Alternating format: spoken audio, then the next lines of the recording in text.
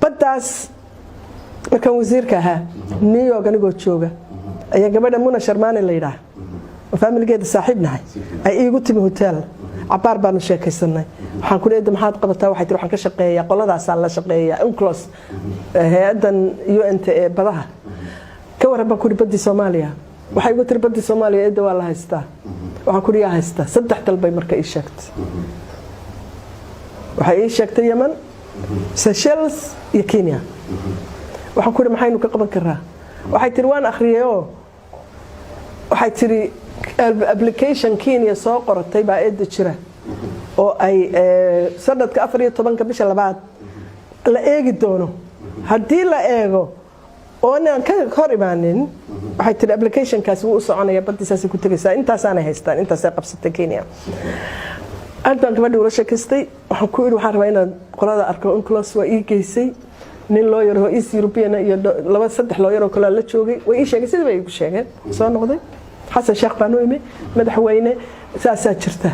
wuxuu la kama hadli karaa hadda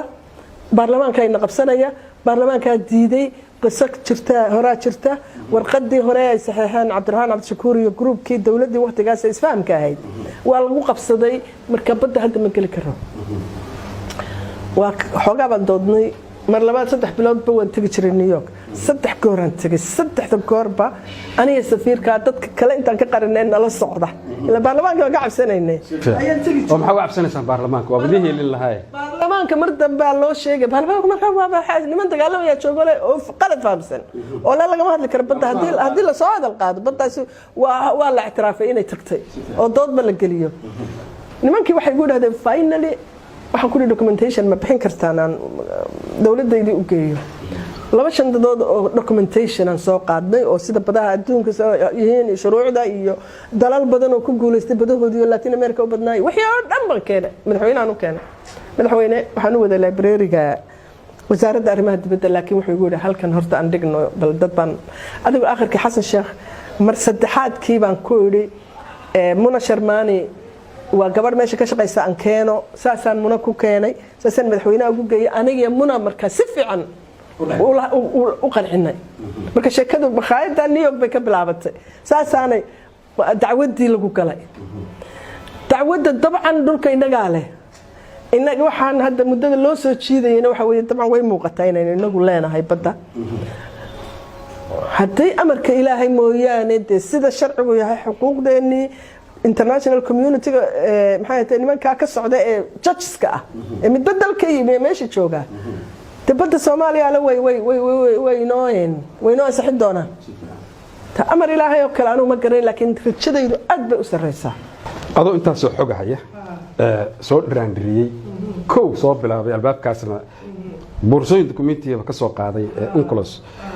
hadda waxa tahay baarlamaanka qayb ka tahay dawladda wali ma ugu yartaa arrinta ma hor yimaadeen si ay idin siiyaan arrinta ku saabsan dacwada badda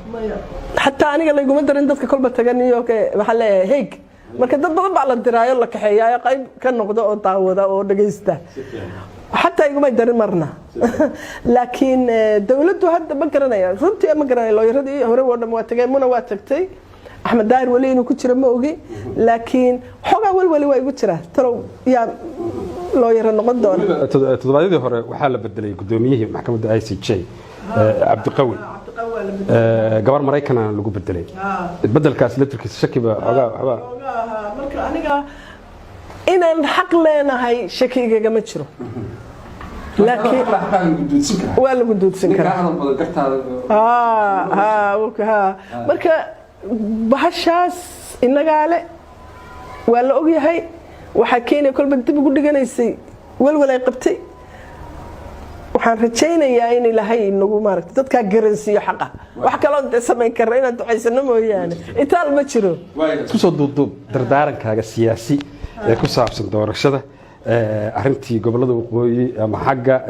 Somaliland halkan doorashada ku gaay isku soo duubduub dardaarankaaga muhiimka oo siyaasiyiinta Soomaaliyeed iyo shacabka baad kula hadlaysaa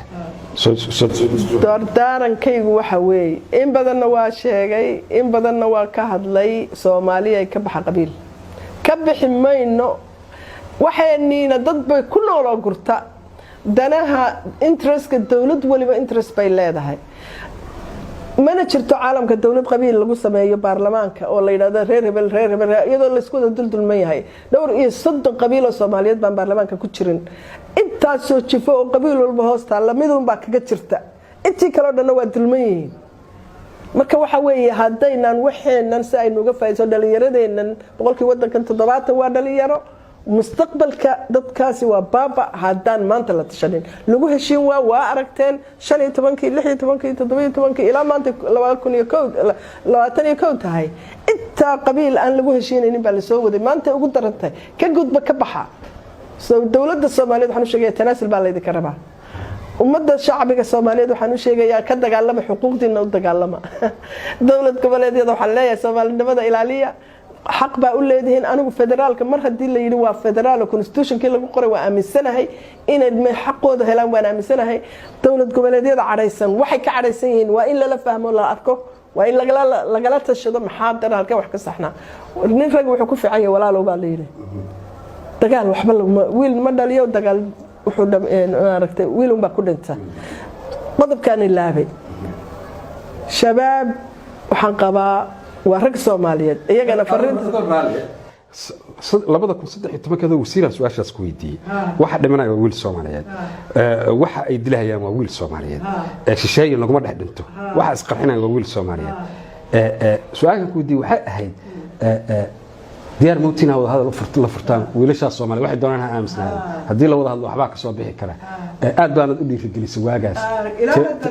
hadda maxaad aaminsan hadda la taaganay hal la heshiyo waa rag Soomaaliyeed haday siyaasadda rabaan ay soo galaan xaq bay u leeyihiin mabda ay qabaan ha lagala doodo yaa dhinta waa 20 jiro 520 jir iyo 520 jir la iska horkeenayay dhamaynaysa cunaya إنه أنت هل كانت مادة إسقرحنا قف قيس قرحنا يا desperation باقيني أما حنون أما desperation نمك واوين أما ذحذا كأهل واحد شرك كان عصته واحد شردد واوين أو مسؤولين واوين أو شباب وودك دحشوجه أول يقانو وحي رمان هلا قال هذا والصومالية كعور ده